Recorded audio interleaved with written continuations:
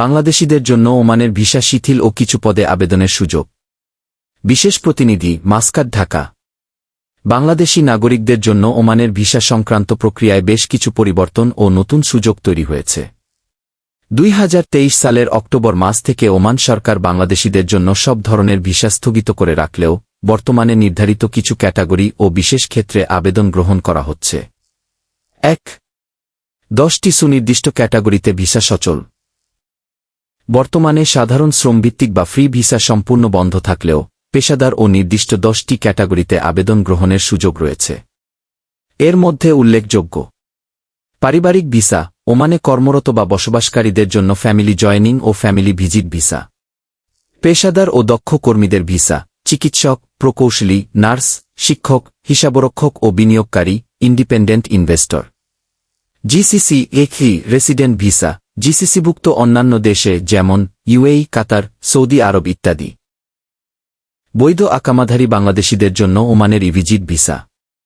Official ও কূটনীতিক visa, সরকারি কাজ ও প্রাতিষ্ঠানিক সফরের জন্য অনুমোদিত ভিসা। 2. কৃষি শ্রমিক নিয়োগের নতুন উদ্যোগ।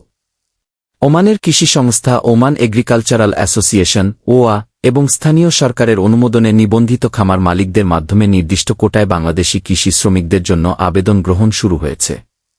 নির্ধারিত নিয়ম ও শর্ত মেনে এই নিয়োগ প্রক্রিয়া পরিচালিত হচ্ছে। 3. সাধারণ শ্রমিক ভিসা ও ভুয়া গুজবে সতর্কতা।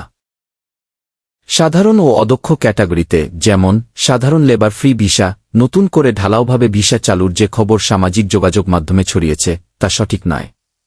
মাসকাটের বাংলাদেশ দূতাবাস থেকে স্পষ্ট করা হয়েছে যে অবৈধ প্রবাসীদের বৈধকরণের সুবিধার্থে এবং শ্রমবাজার সংস্কারের জন্য সাধারণ ওয়ার্ক পারমিট প্রসেসিং সাময়িক সীমিত বা ধীরগতিতে রাখা হয়েছে।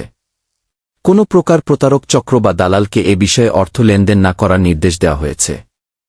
বিশেষ পরামর্শ: ওমান ভিসা সম্পর্কিত সর্বশেষ ও সঠিক তথ্য জানতে সবসময় royal Oman police, royal Oman police, মাসকাটের বাংলাদেশ দূতাবাস এবং প্রবাসী কল্যাণ ও বৈদেশিক কর্মসংস্থান মন্ত্রণালয় এর অফিসিয়াল নোটিশ অনুসরণ করুন।